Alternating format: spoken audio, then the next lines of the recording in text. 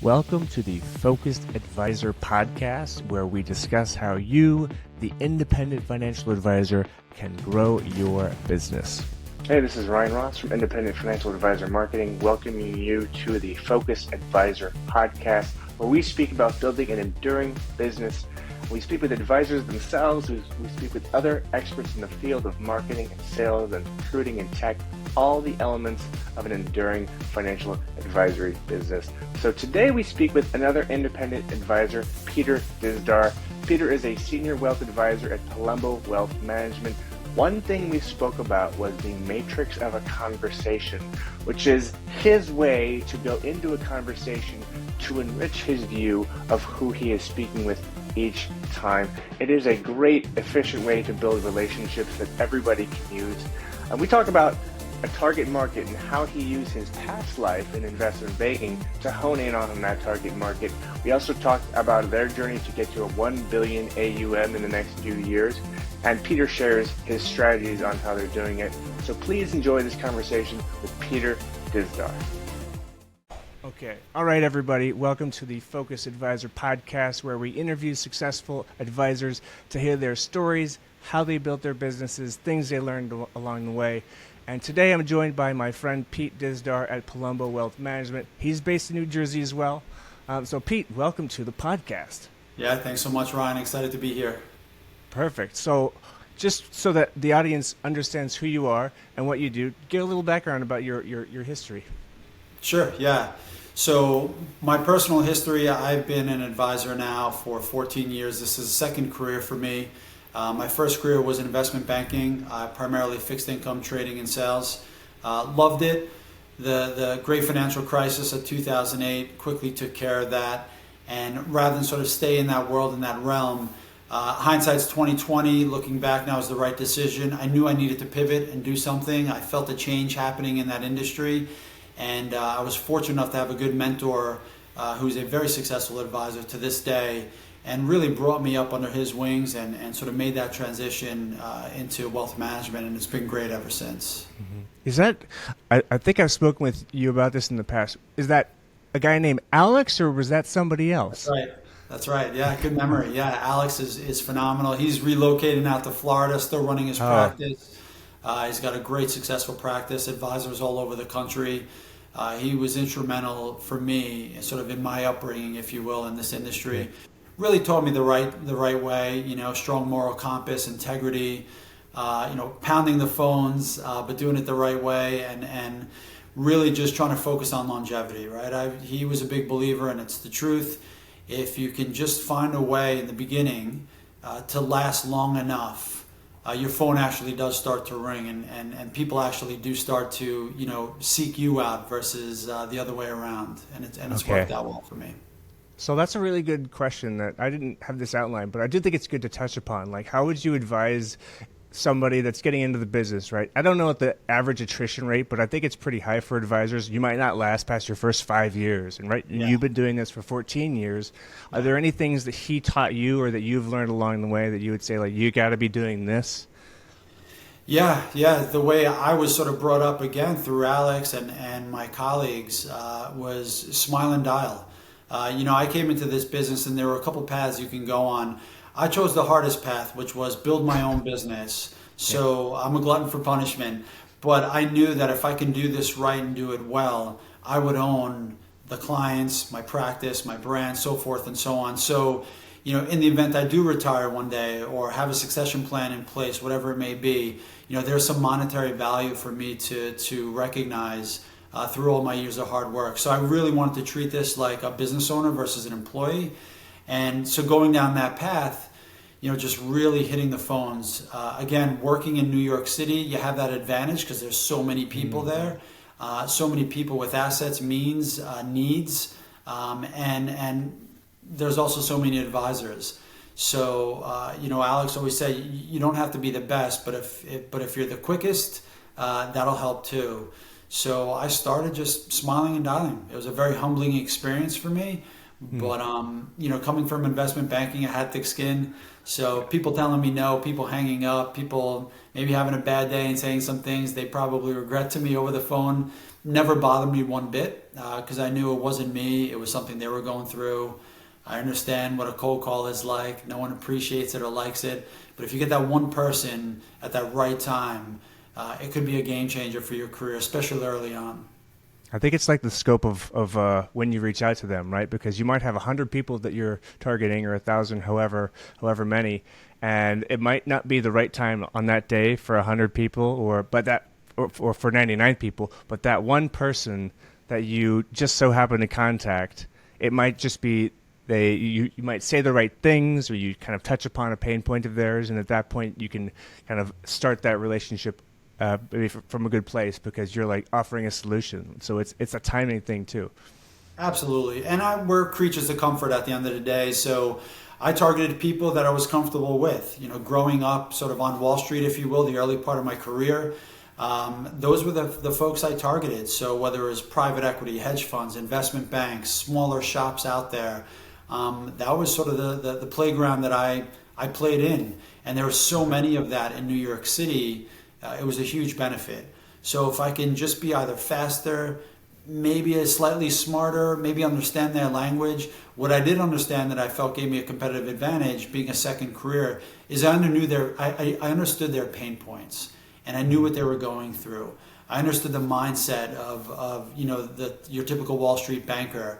Work for that paycheck at the end of the year, that large bonus, the stresses of the daily life, the markets, things like that, closing a deal, marketing it, the dog and pony show. I was able to relate to them very quickly and had a lot of empathy.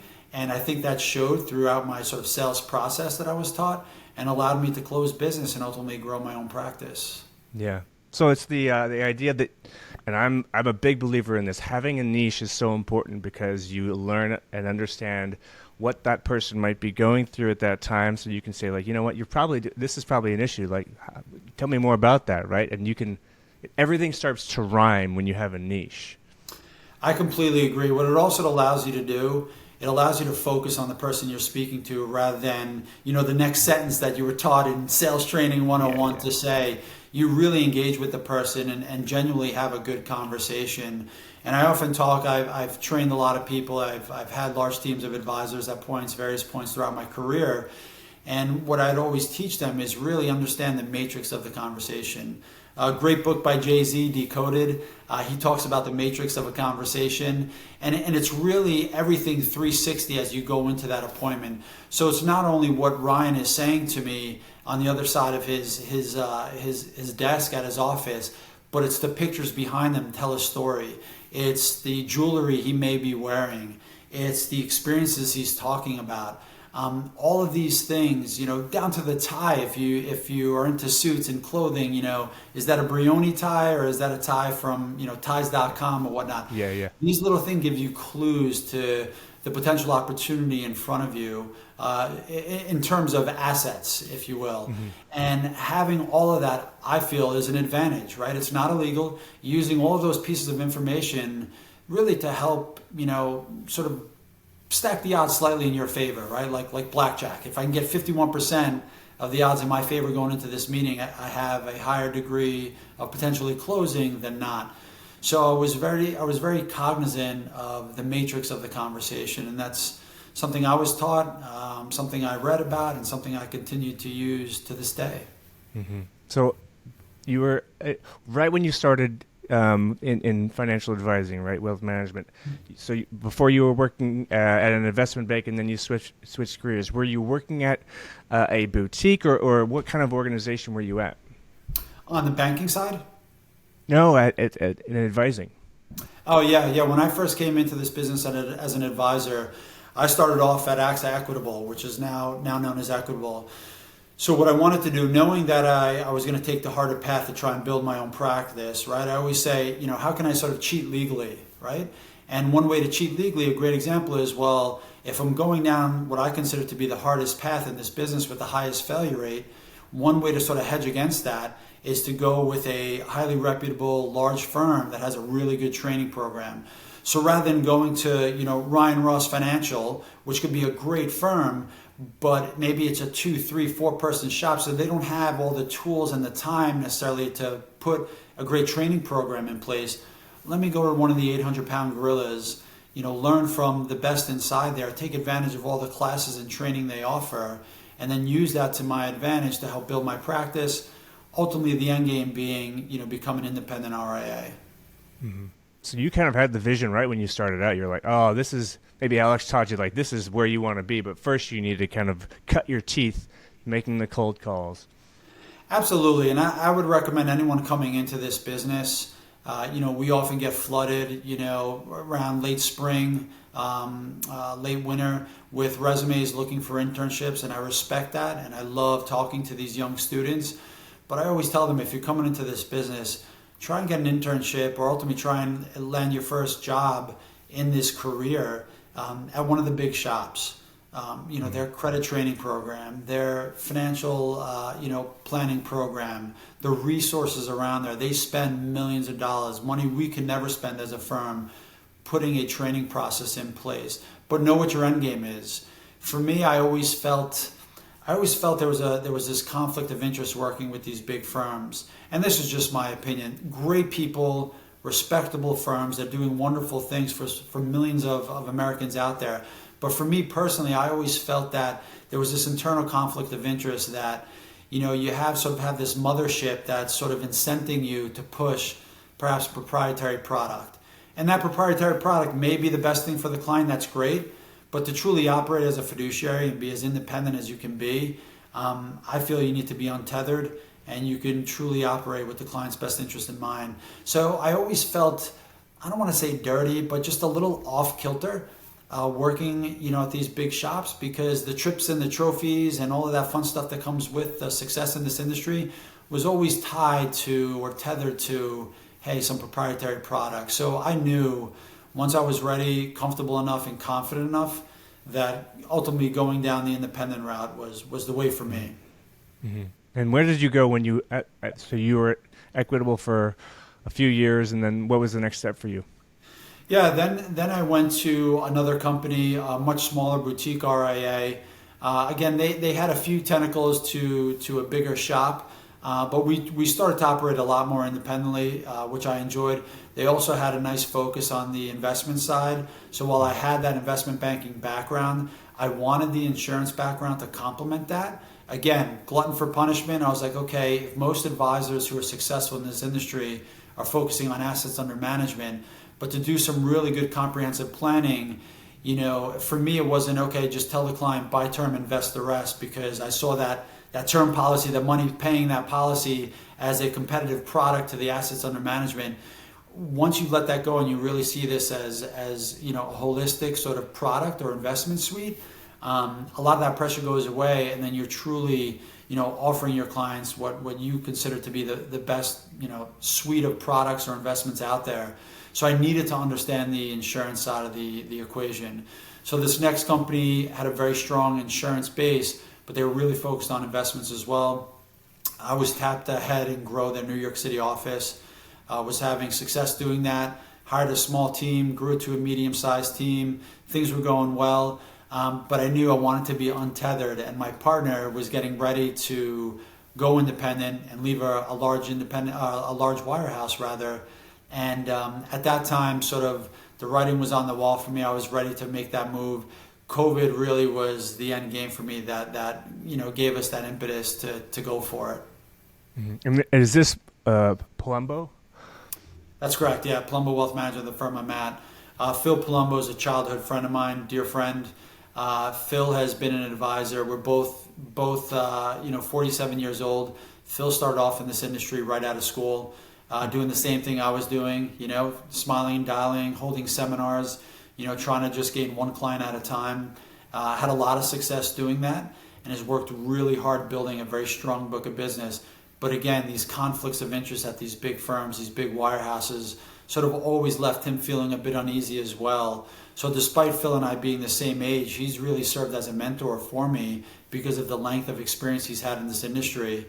And when Phil was getting ready to go independent and start his own firm, we had talked about working together for years, but he was sort of zigging, I was zagging, and now we sort of came to heads in a good way. And when he told me, I was like, I'm ready. I'm ready when you are. You tell me what I need to do and how I need to do it. I believe in him, still do to this day. He's an amazing CEO, an amazing chief investment officer. He's a great leader for our firm. I stand by him and stand behind him. And since we launched 4.5 years ago, we've more than doubled in size. We're closing in on $400 million in assets. So very proud of that. Very proud of the team we've put in place, all designed with a specific skill set that lends itself well to the planning component we bring to our clients and prospects. When you say it all with a specific kind of skill set in mind, do you mean for the firm, or does each person kind of have, run their own machine, or what's like the team organization structure look like? Yeah. So everyone on our team, we're a small shop. There's 7 of us in total. That's by design. We'll continue to add as we grow, because what we don't want to do is sacrifice the client service side for bottom line growth. So we'll continue to add employees and personnel as we see fit. Our goal is to march to $1 billion in assets. At that point, we'll sort of lick our thumbs, stick it to the wind, and say, okay, what's the next move here? Do we now scale to $3-5 billion? But right now, our immediate focus over the short term is to get to $1 billion in assets. So everyone we've brought to the table and brought into the firm, Ryan, has a skill set, life experience, or professional experience that they bring to the table that, the old adage, 1 + 1 = 3. So whether it's an insurance background, whether it's a focus on, stock analysis, whether it's a focus on sales and leveraging your network, and others on our team, they all bring something unique to the table. When you sort of zoom out and look at our firm, I think we have a competitive advantage out there versus many other RIAs and perhaps even some of the big shops. Mm-hmm. And one of the things you mentioned earlier was that when you first started, you were focusing on the I guess the niche that you had been in previously, which was investment banking, private equity guys. Did you kind of carry that focus over, or did you expand it, or how did that work? Yeah, I've expanded it. As I've continued to grow, I think one of the most powerful things in this industry when you're running your own practice is the ability to say no. We don't have to take on everyone that knocks on our door. You don't have to, take a $5,000 account, with a $50 a month contribution if that's not your niche. In the beginning, I say you take what you can get, you're grateful for it, and you work really hard for that client to build that trust and respect with the hope that there's growth over time. What I've learned in this industry is, there are 100 different ways to make $1 million a year if that's your goal. You need to figure out what your niche is, what you want to focus on, and then become an expert. Where I've seen a lot of struggle in myself, perhaps at certain times initially in this career, but others that are entering this career, is they sort of take this mass approach, and they're like, oh, Ryan, you're a teacher, I can help you. Oh, Ryan, you're, a trust fund baby, I know all your problems, I can help you. Ryan, you're, a middle income earner, I can help you. The answer is you could probably offer some advice to all 3 of those people, but do you really understand what they're going through on a day-to-day basis, and do you have the tools to really complement what they need from a goals and objective standpoint? So I've since expanded as I've had success. There are things that I'm passionate about that I wanted to help. One of which being labor union employees. I grew up blue collar. I'm first generation American. I didn't have the luxury of having parents that were white collar workers with a strong Rolodex, if the audience even knows what a Rolodex is. I had to build everything on my own and start literally from scratch. So the good thing about that is you get a lot of grit and a lot of determination. The challenge is, there's no sort of bogeys, right? No softballs thrown at you to kind of hit out of the park. But one of the things I learned is working with my father since I was a young kid, and then through my college years, seeing my dad work, go to these job sites on Park Avenue. My dad owned his own small construction company. He did well with it, but it was tough work. And I had no choice but to work with him. Yeah. And I've always noticed the people that tend to live in these areas in New York City on Park Avenue on the Upper East Side, particularly outside of New York City, different story. But when you're in the city where everyone's walking around, I always felt like they looked down upon my father because he didn't have a suit, a briefcase, a $12 Java in his hand walking to the subway to go make however much money it is these people made during the year. And I always felt that they sort of frowned upon my dad, and it just bothered me. It bothers me right now, if you can't tell. So I always told myself, when I was in college, I was old enough to know what I wanted to be when I grow up. At that point, I always said, if I'm ever in a position to help people like my dad, it's my responsibility to do so. I'm in that position now. I've been in that position. So labor union employees is something I'm passionate about. They're phenomenal people. They're hard workers. They're great savers. Yeah, they may not have a $10 million account at the end of the day, but when you earn their trust and respect, the floodgates open. They're referring you to everyone in their life that they can because they trust you. And to me, those are phenomenal clients. I'll take those all day over a $10 million, annoying, privileged person. As great as that account can potentially be for our firm, if it's not something I don't want, I can say no. So that's been a passion, sort of parallel project within our firm that I do personally, is sort of targeting labor union employees as well. Mm-hmm. I suppose with that situation, you can also I think the niche is a great idea because it's a finite universe of needs, right? Because when you're in a labor union, you're going to have very specific needs because they might have specific insurance policies that they all deal with, right? Or stock plans maybe, or just general like cash flow situations that they all deal with in the same way. And you can help them navigate through those challenges that they might face. And you can probably get ahead of them and say, like, in the next 5 years, you're going to be dealing with this. This is how you prevent anything bad from happening, right? That's exactly it. I mean, financial literacy is the primary focus when I'm dealing with this sort of specific class of prospects and clients. And for me, that gives me a lot of satisfaction knowing I'm empowering them with the knowledge they need to make these decisions. Because the way I approach my business, I tell all my clients and potential clients, I always say this with peace and love, I don't need your money. And that's a good thing. And I'm not saying that from a point of arrogance or whatnot, but here's why that's important, and here's why you should be happy about that. I think one of the worst places to be as an advisor is a place of desperation. And if you're a desperate advisor, it puts you in a very precarious state where you may not put the client's best interest first. You may be sort of driven to sell a higher commission product because you have rent to pay, you have bills to pay, you have a family to take care of. When you don't need your client's money, you can sit down with confidence and say, hey, I'm going to tell you exactly what you need, right? The New Yorker in me comes out. Whether you like it or not, this is what you need to do. Now, having said all of that, there are 6 things we need to accomplish. They all cost money, and it's not cheap. Some of it's expensive, right? Whether it's insurance planning, estate planning, investment management, who knows? It's not cheap. So yes, the money tree doesn't grow in anyone's backyard. What's most important to you? Is it the first 2 things, the next 2 things, the last 2 things? Let's start somewhere and sort of chip away at this and put a budget in place. And I feel these people respect that a lot because they're like, wow, you're telling me you don't need my money. You're happy to walk away, but yet you're showing me this empathy and this care because you've been there. You grew up in this situation. Again, I grew up middle class. I didn't grow up, very wealthy, and I'm proud of that. It's made me the person who I am today, and it's allowed me to raise my children in a certain way, to appreciate things and hustle and work hard. I think it comes through during my appointments with my existing clients and potential clients and referrals as well, because I'm a very candid but polite, but very candid person, and we're New Yorkers at the end of the day. We can smell a salesman a mile away, and they appreciate that. Yeah. So you said you guys have grown, you've doubled in size over the last 2 or 3 years since you started. Is it 4.5? Something like that. Anyways, lots of growth. Yeah, lots of growth. What do you guys attribute that to?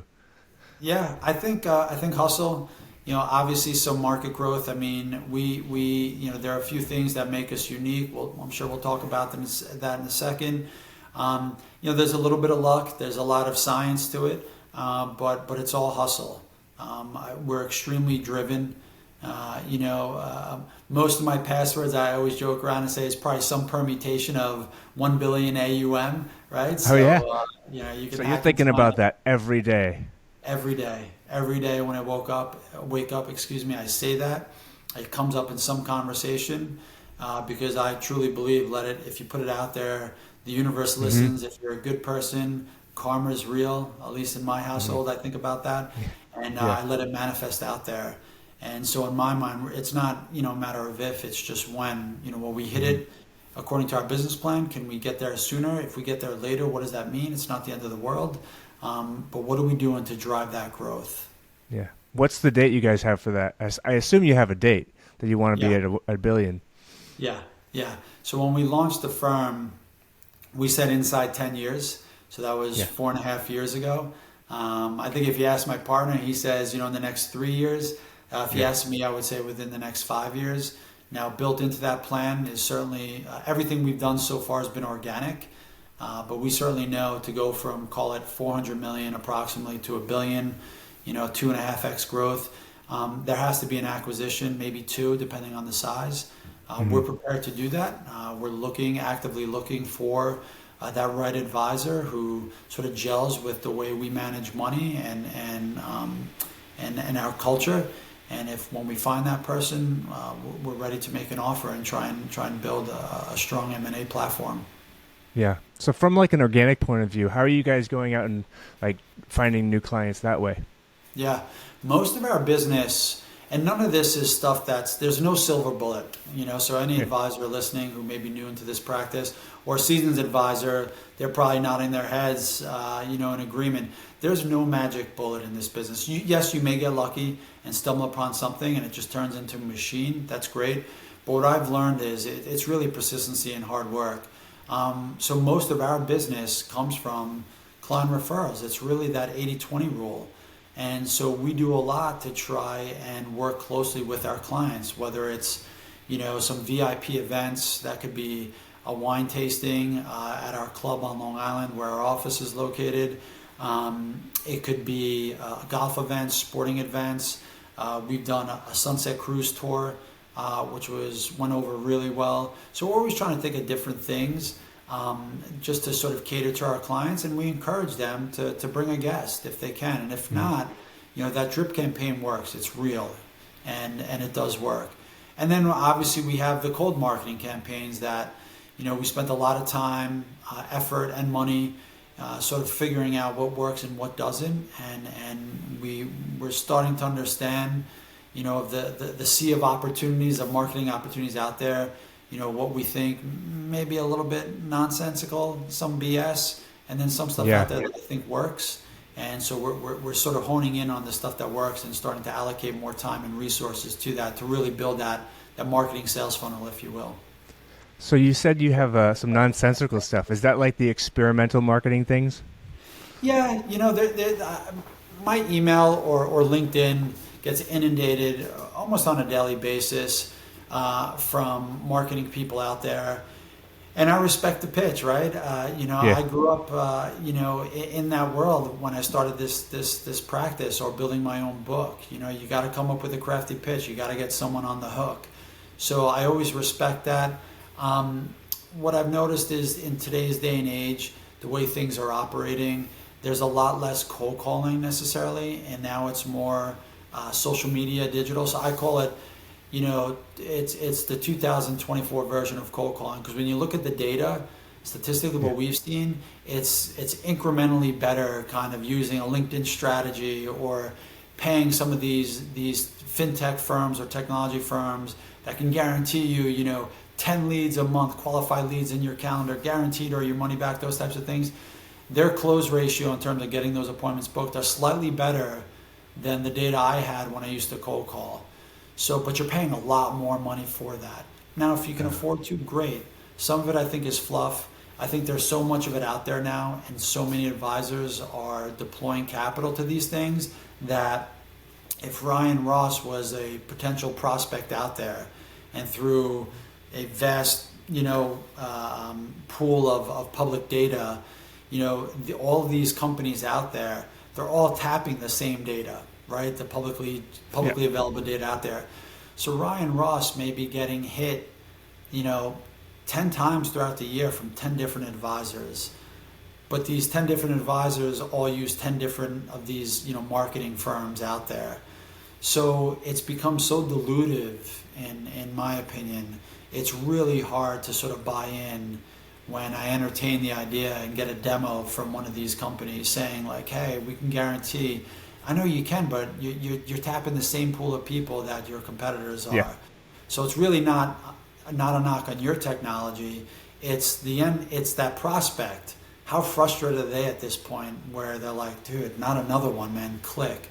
I think, maybe 5, 6, 7 years ago, there was a lot of untapped opportunity. I think it's become very diluted now. So it's harder. It's harder. And when you combine that with a race to the bottom in our industry with fees, you got to manage more money to make a good living. Yeah, I think it comes down a lot of time to, there's the machine in the background that kind of runs and behind the advisors doing all the marketing, right? But at the end of the day, they need to have a quality product, and that quality product needs to be able to differentiate itself from all the other advisors that are out there doing the exact same thing, right? Yeah.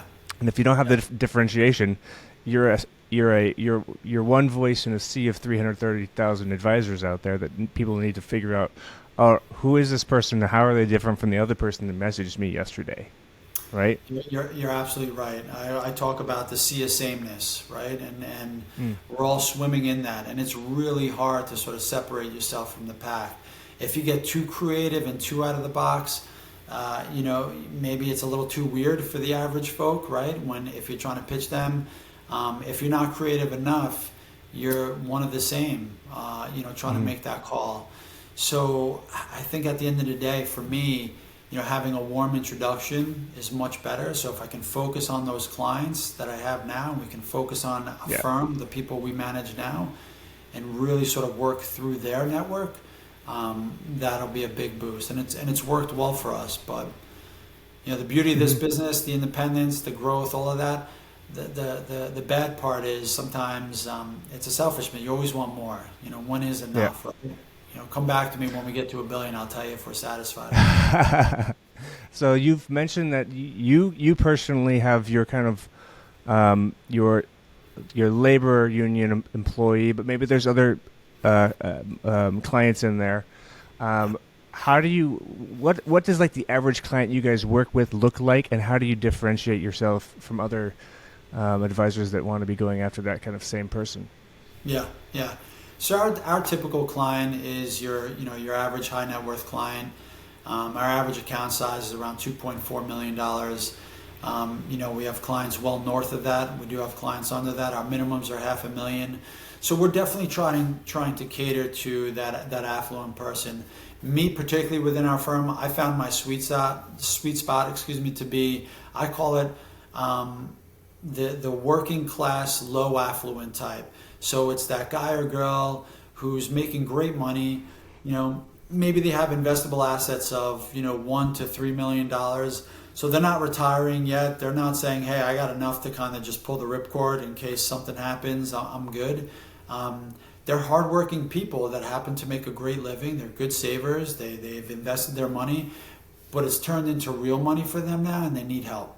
Maybe it was on autopilot for the first 12, 15 years of their career. They're now in their mid-30s, late 30s, 40s.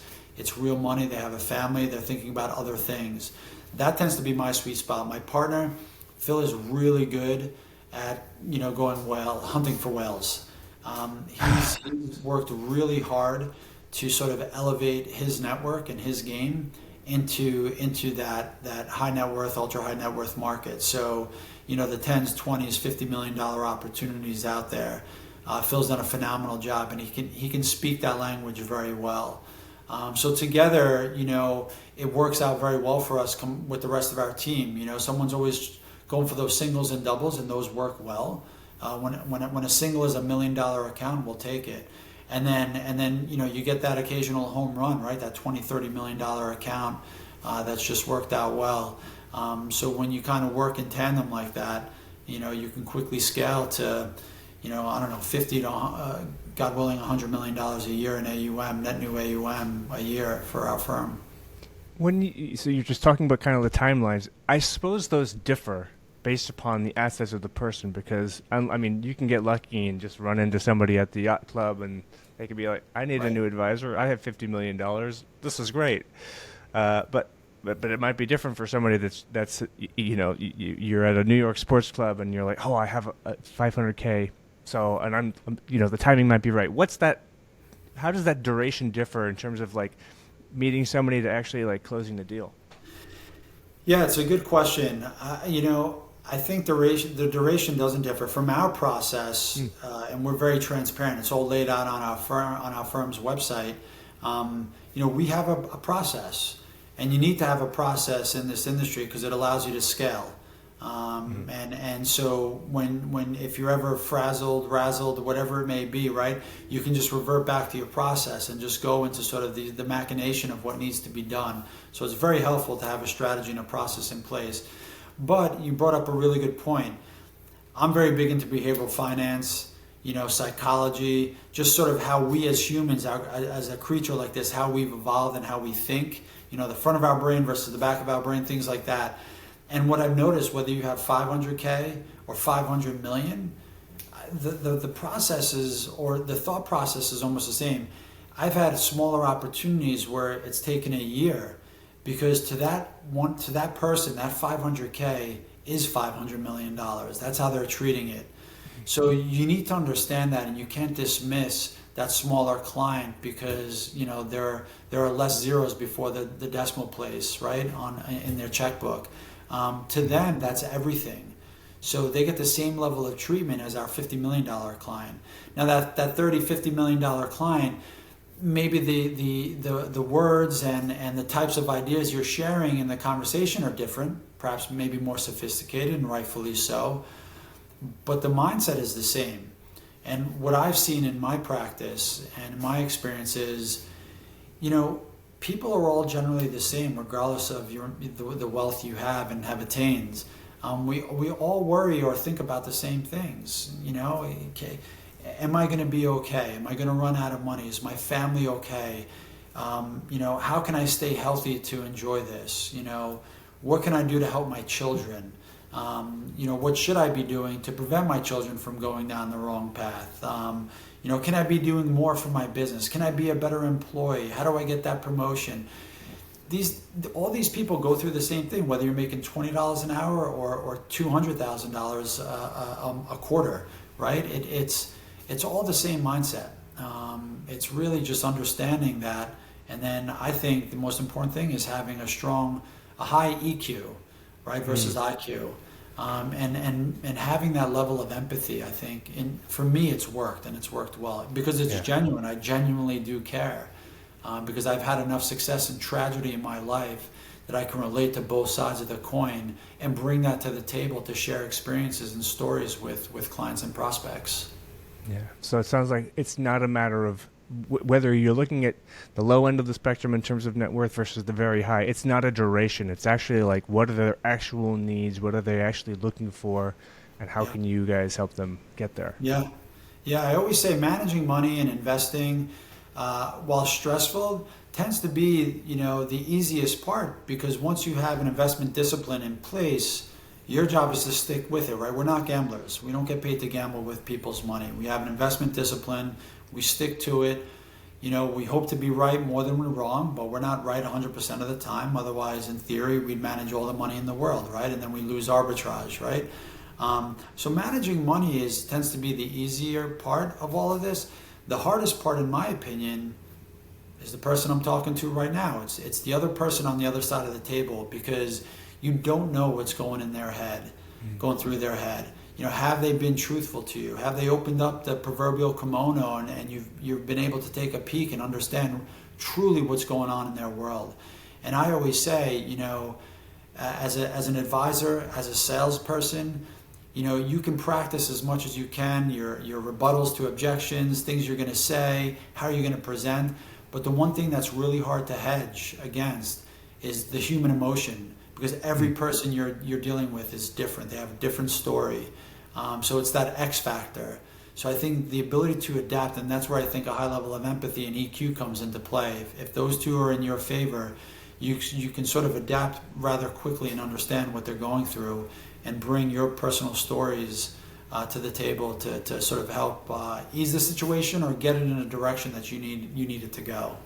Yeah. So you mentioned earlier that you guys are at a place in your business where like you don't need to bring on as many people, as many clients as possible. You can, if the situation warrants it, and it is kind of matched with your guys' skill set, then it's a conversation worth having. How do you know, or are there any specific questions you ask to people as you just talk to them to figure out like, is this a client that's like aligned with what we want to be going towards?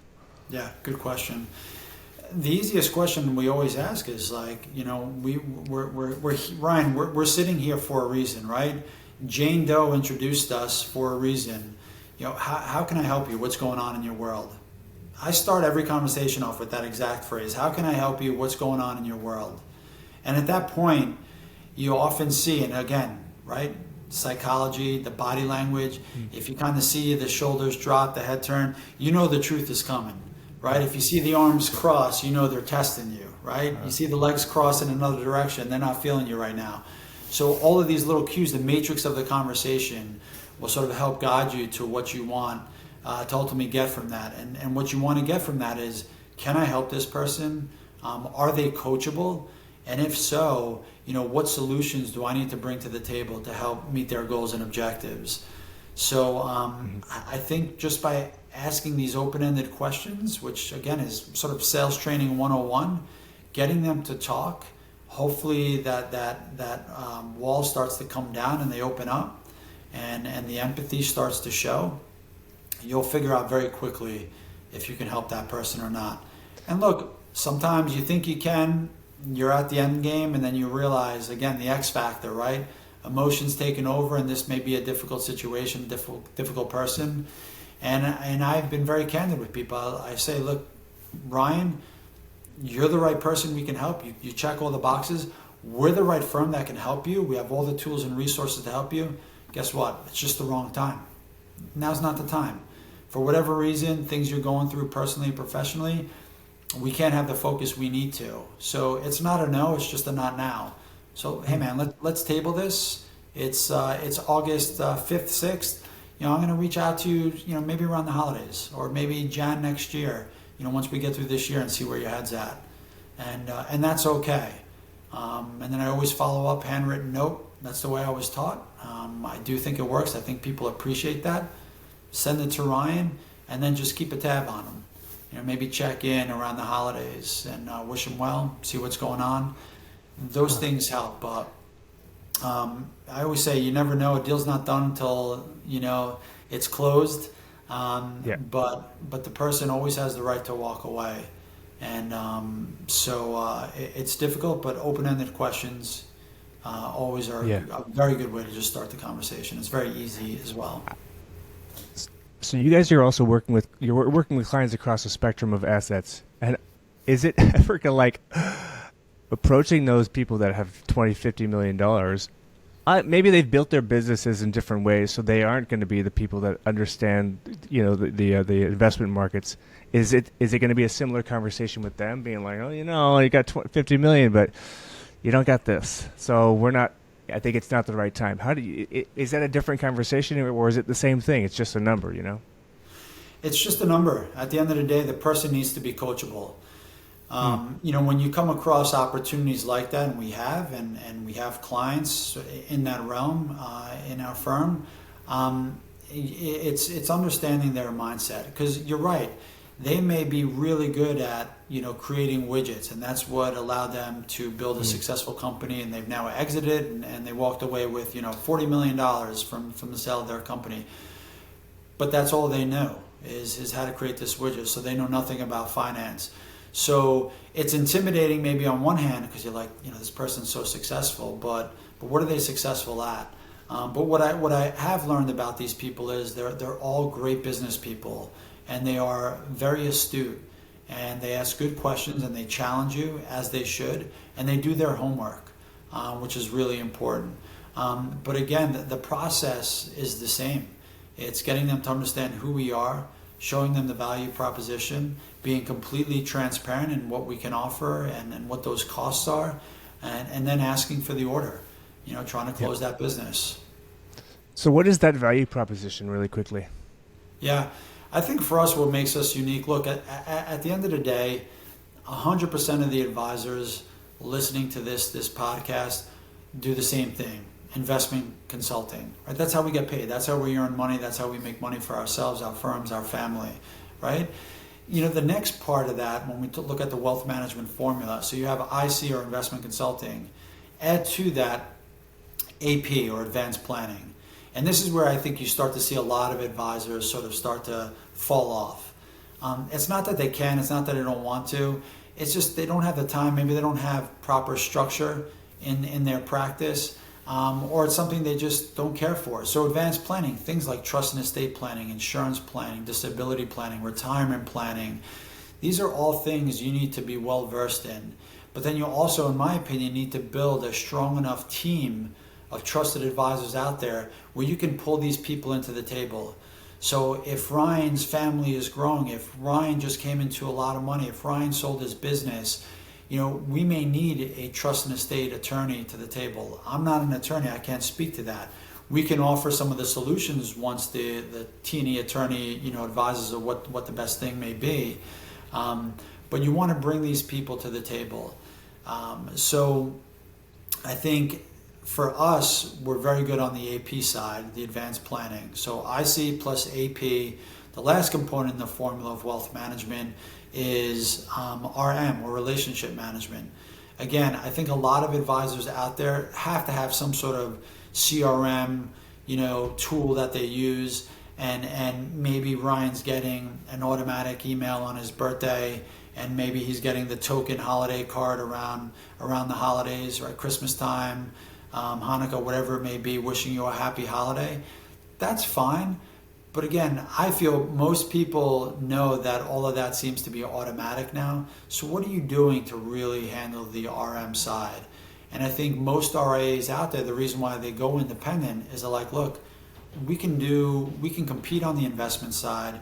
We can bring together the right people on the advanced planning side.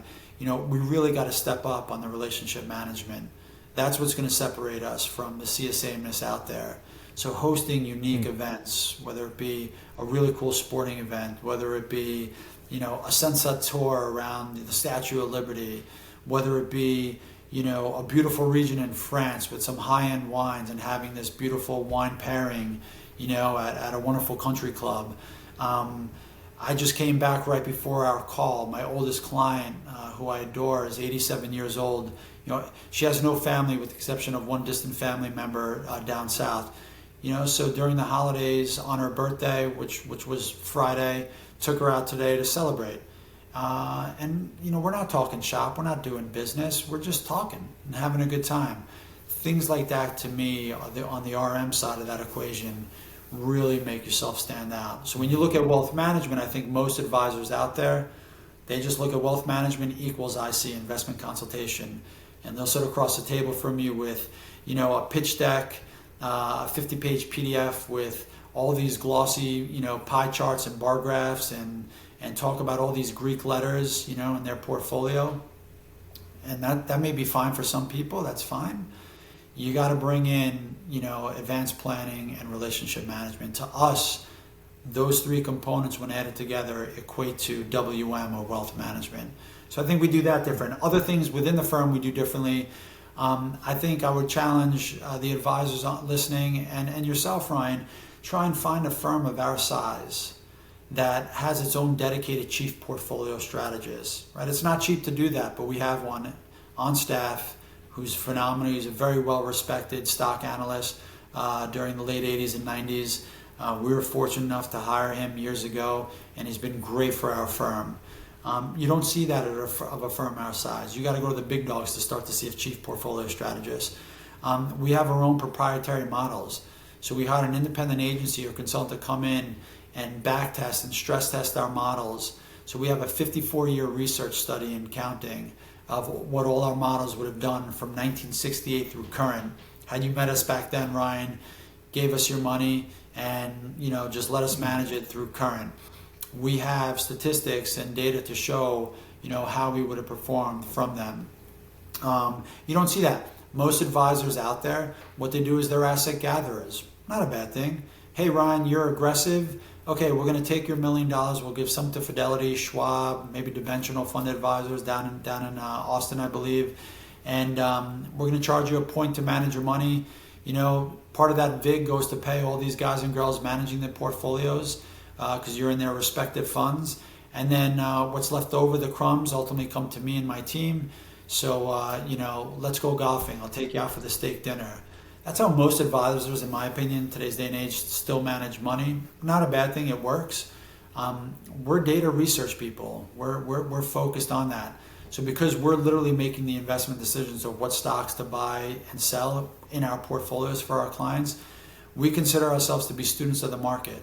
And I'll be the first to raise my hand and say, look, Ryan, I don't know all the answers. I'm not the smartest guy in the room. That's not a bad thing, but I'm smart enough to go out there and find the right resources to help me get the right answers to meet your goals and objectives.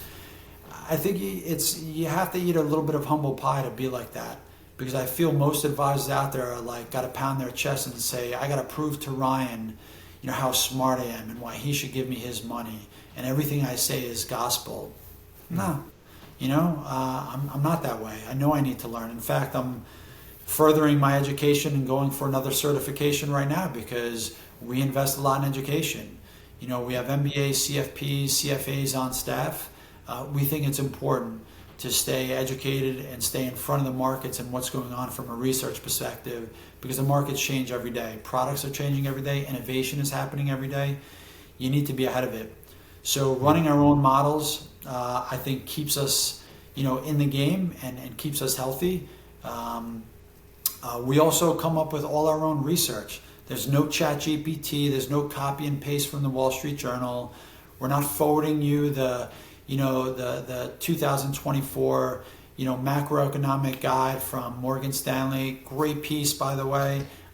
You guys have a good newsletter too. You send it out at least once a week, right? Once a week, yeah. And it's all written by us. It's all researched by us. I'm convinced everyone has some level of ADD, so we got to keep it short, sweet. So my son in high school who's taken a liking to investments can understand it, to that $30-50 million business owner who sold their practice can read and understand it as well, to someone who's more sophisticated, maybe that Wall Street guy or gal that I've catered to and built my practice around, they'll read it and still get some value out of it. So again, you don't see a lot of advisors doing it. It's because I don't think the education is there. It's more the sales side that they've been groomed to do, not the financial advising side. So I think there's a bit of a brain drain in our industry. So when you can compete on intellect and bring some value to the table in that respect, I think you have a stronger chance of winning that business. I want to do something called like day in the life, right? So bring me through. I know you wake up and do CrossFit right away, but yeah. How do you managing your time? Because that's a big part of the financial advisor's day, managing the time, and specifically like what industry tools are you using? Maybe you're using a Tamarack CRM, or maybe you're using the Bloomberg terminal. What tools are you using throughout your day? Yeah. So day in the life for me is, I won't say typical because it changes with the market sometimes. Yeah. Obviously, yesterday and the past few days, the past few weeks have been pretty volatile. So you may have to put more focus on our investment committee meetings and seeing what's going on if we're making any changes to our models. But I always think about the first thing I do outside of my personal life, first thing I do as it relates to the business is I do a lot of reading. So there's a bunch of data aggregators out there, right? Whether you're using Bloomberg, Wall Street Journal, Barron's, other various websites that aggregate a lot of research and articles from various financial websites. I try and hit a lot of those, and I do a lot of reading what's going on in the world, what happened over in the Asian markets while I was sleeping, what's going on in Europe while I'm waking up, and then what am I prepping for, what's in front of me in the U.S. markets. So there's a lot of reading and research that goes on throughout the day for me, whether it's early in the morning to start my day. At the end of the night, last thing I'm looking at most days of the week when I'm in bed is, again, I get a bunch of emails sent to me from a lot of these sites, and let me read what they're forecasting for tomorrow. Is there something I missed from a geopolitical standpoint that I may get questioned on?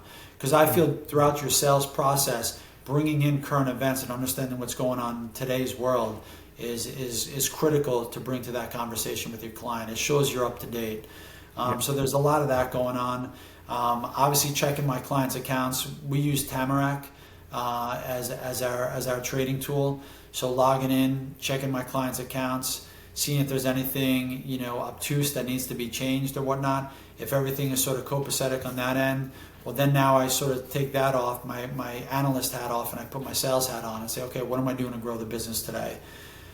Is there a networking event that I have on my calendar that I'm subscribed to, whether it's a Zoom? I prefer the in-person ones. I'm really trying to target centers of influence out there. So I'm constantly on the road here in New Jersey, attending networking events, following up with people I've met at these networking events. So at least 3 days a week, if not ultimately 5 days a week, I'm doing a breakfast, lunch, sometimes a dinner, but usually a breakfast, lunch, or an afternoon coffee with some sort of center of influence that I'm trying to build a mutual respect and trusted relationship with, where we can be additive to their practice or they can be additive to our practice. And then from a technological standpoint, looking at some of these marketing tools out there. So I'm on LinkedIn quite a bit. I'm 47, so I use Facebook. 90% of what I post on Facebook is tilted towards business and really just dripping on my universe of Facebook friends out there. So when they think about the markets, they think of Pete, they think of Palombo Wealth Management right here. And because at one time you never know when you're going to get that DM or that text message or that call from someone, be like, hey man, you've been posting for 5 years now. I'm leaving Goldman Sachs, and I don't know, I figured I got to reach out to you because all you do is talk about the markets, right? So boom, all of that hard work and effort, pays off. So I do a lot on Facebook. of that. Are there any financial advisor groups on Facebook, or are you just posting generally? I'm sure there are. I just post right through my personal page. Okay. It's all compliance approved. We're monitored, obviously, as we should be. Yeah. So everything is done, T's crossed, I's dotted from our perspective. But I just do it right through my personal page there, and just trying that drip campaign. I do a lot on LinkedIn. Yeah. I've established and worked hard with a nonprofit years ago that we then merged with a national nonprofit organization. So we're now the New York City chapter of. So we do a lot to bring the spotlight to business owners out there. So just trying to drip campaign on that as well. I'm involved in my community here. So whether it's the Chamber of Commerce, whether it's going to we're members at our local country club in town here. So having a good time there, but just building those avenues of, I call it down payments on future revenue, building those relationships professionally and personally, because like you said earlier, you never know when that one person's just having that moment in their life and they're like, I just need to get some good advice. Another passion project of mine is dealing with divorced couples. I happen to be divorced many years ago. So again, I understand all of the stresses, both financially and personally, that come with that. And so usually in a traditional household, there tends to still be someone that managed all the money and someone that didn't. I'm trying to focus on getting introductions to those people that didn't and giving them the financial literacy and helping them, because I've been through it, and picking up some clientele like that as well. So, we use Salesforce, so keeping track of all this stuff in Salesforce. Tamarack is our trading platform, LinkedIn, Facebook, some of these marketing tools out there that we've used in the past and are entertaining for the future right now. We'll continue to deploy some capital to see if we can create some sales funnels that way. And then mix in, some family time. I'm a proud father of three amazing teenagers. I have an amazing spouse who's extremely successful in what she does. So I got to make sure I devote my time to keeping my family, healthy, safe, and sound as well. That's awesome. This is very well-rounded information, making sure you're staying up to date with current clients, developing the business, and making sure you come home to a happy environment as well. I think you got a well-rounded. That's the goal. And you got your lawnmower is killer. He's doing great work outside. That's the landscapers outside the home office. Yeah. Cool. So if an advisor is out there and they're like, hey, we might want to be selling, how do they get in touch with you if they're interested, or maybe they want to jump into working with you guys? How do they get in touch with you? Yeah, I appreciate you asking that, Ryan, because we are actively looking. It is a long process. I've learned and educated myself so much on this process. It does not happen overnight. There are so many facets to the proper merger or acquisition that come into play. But if there are advisors out there right now who have a successful book of business, 50 to 200 million in assets under management, they feel they don't have a proper succession plan. They're looking for, a firm with, a mindset like ours. We're growth oriented in terms of where we want to get to as a firm. We tend to be sort of more of a value oriented type of shop, the way we manage money. We're very well rounded in terms of our expertise across all areas of financial planning. If they're looking for a team like that has the resources in place to help service their book and help with that transition, we'd love to have a talk. We're not beholden to the tri-state area. In fact, I would love a potential acquisition or merger with acquisition to follow, out on the West Coast where my wife's family's from, maybe down south, in the Panhandle area. Obviously the tri-state area would be great. My objective within my firm, among many things, is to really grow our brand and our practice in New Jersey. We're New York based, but the fact that I now live and work primarily in New Jersey, if there's an advisor out there that we fit the bill and that fits the bill for us in New Jersey, we'll love to have that conversation as well. So they can go directly to our website, find my contact information. Happy to share it with you to post in this forum here. Yeah. And reach out to me directly. But also, if there are younger advisors out there, I truly believe, if I do the right thing and give back, selfishly speaking, this industry stays better and more competitive. So there's less fighting I have to do to change the image. So if I can be a resource for younger advisors out there that are having a hard time, that are looking for the silver bullet, there is none, but I'm happy to talk about my experiences. I believe in karma. If I do the right thing, it'll come back. If not to me, it'll help my kids. Wonderful. Pete, this has been such a fun conversation. I really appreciate you coming on to the Focused Advisor podcast, and I'm going to speak with you in 3 years when you guys are at 100 billion, and I'm looking forward to that too. Thanks so much, Ryan. I appreciate it, man. Always a pleasure. Okay.